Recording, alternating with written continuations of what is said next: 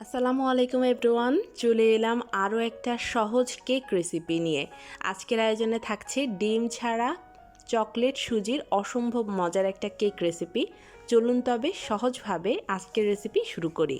প্রথমেই একটা মিক্সিং বলে আমি দিয়ে দিচ্ছি মেজারমেন্ট কাপের 1 কাপ পরিমাণ তরল দুধ। সেই সাথে এখানে দিচ্ছি 1 চা চামচ পরিমাণ ভিনেগার। আপনারা চাইলে এখানে সমপরিমাণ লেবুর রসটাও ইউজ করতে পারবেন। এবার এখানে হ্যান্ড হুইস্ক দিয়ে খুব ভালোভাবে বিট করে নিচ্ছি। খুব ভালোভাবে বিট করে এটাকে বাটার মিল্ক তৈরি করে নিলাম। এখন এখানে দিয়ে দিচ্ছি 1 কাপ পরিমাণ চিনি। চিনিটাকে আমি ব্লেন্ডারে ব্লেন্ড করে নিয়েছি। আপনারা চাইলে আস্ত দানার চিনিটা ইউজ করতে পারবেন, তবে সেই ক্ষেত্রে চিনিটা গলতে একটু সময় লেগে যাবে। এরপর এখানে 2 টেবিল চামচ পরিমাণ গুঁড়ো দুধ দিয়ে দিচ্ছি। এতে করে স্বাদটা অনেক ভালো আসবে। মিষ্টি জাতীয় খাবারে লবণটা অপছন্দ করলে অ্যাভয়েড করতে পারেন। তারপরও আমি এখানে 1/4 চা চামচ পরিমাণ লবণ দিয়েছি। সেই সাথে দিয়েছি 1/4 কাপ পরিমাণ সয়াবিন তেল। সবগুলো উপকরণ খুব ভালোভাবে হ্যান্ড হুইস্ক দিয়ে মিশিয়ে নিচ্ছি। ভালো মতো মেশানো হয়ে গিয়েছে। এখন এখানে দিয়ে দিচ্ছি 1 কাপ পরিমাণ সুজি। যেই কাপে আমি দুধটা মেপে দিয়েছিলাম ঠিক সেই কাপে আমি সুজিটাও মেপে দিয়েছি। 1 চা চামচ পরিমাণ বেকিং পাউডার দিয়ে দিলাম। দিয়ে দিচ্ছি 1/2 চা চামচ পরিমাণ বেকিং সোডা। 2 টেবিল চামচ পরিমাণ দিয়ে দিচ্ছি কোকো পাউডার। অবশ্যই ভালো ব্র্যান্ডের কোকো পাউডারটা ইউজ করার চেষ্টা করবেন। এবার সবগুলো উপকরণ খুব ভালোভাবে মিশিয়ে নিচ্ছি। অনবরত 7 থেকে 8 মিনিট এই ব্যাটারটাকে এইভাবে মেশাতে হবে, কেননা সুজিটা একটু ফুলে ঘন হয়ে যাবে। ব্যাটারটা ভালোভাবে মেশানো হয়ে গিয়েছে। এখন একটা সসপ্যান নিয়ে নিয়েছি 6 ইঞ্চি, আর সসপ্যানের নিচে একটা কাগজ আমি সমানভাবে কেটে বিছিয়ে তার উপর তেল ব্রাশ করে দিয়েছি। এবার সম্পূর্ণ ব্যাটারটা উপর থেকে ঢেলে দিচ্ছি। সম্পূর্ণ ব্যাটারটা দেয়া হয়ে গিয়েছে।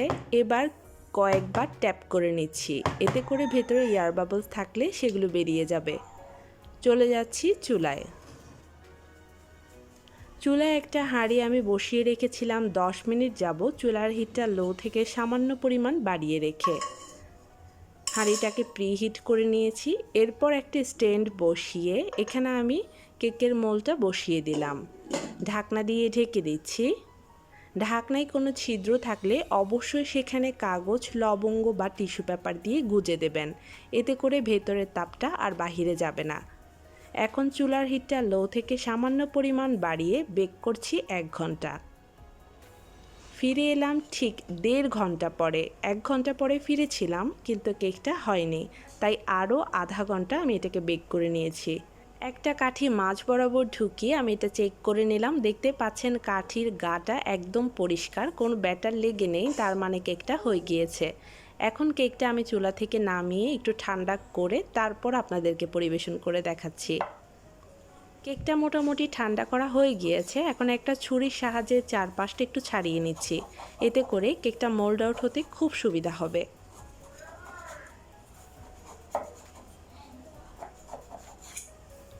এবার একটা প্লেট উপর করে ধরলেই দেখবেন খুব সহজেই কেকটা মোল্ড আউট হয়ে যাচ্ছে। দেখতে পাচ্ছেন খুব সহজেই কেকটা মোল্ড আউট হয়ে গিয়েছে। এবার কাগজটা আমি তুলে ফেললাম। এই কেকটা দেখতে যেমন সুন্দর, খেতেও মজার। আপনারা এইভাবে একবার ডিম ছাড়া এই কেকটা তৈরি করে দেখতে পারেন। চকলেট কেক ছোট বড় সকলেরই খুব পছন্দের হয়ে থাকে। তো এইভাবে একবার তৈরি করে পরিবারের সকলকে চমকে দিতে পারেন। একটা পিস আপনাদের সাথে কেটে শেয়ার করছি। দেখুন ভেতরটাও কিন্তু একদম পারফেক্ট। আজকের রেসিপিটা আপনাদের কেমন লেগেছে জানাতে ভুলবেন না। রেসিপি সংক্রান্ত কোনো তথ্য জানতে চাইলে অবশ্যই কমেন্ট বক্সে কমেন্ট করবেন, আমি উত্তর দেওয়ার চেষ্টা করব। আজকে এই পর্যন্ত। সবাই ভালো থাকবেন, সুস্থ থাকবেন। আল্লাহ হাফেজ।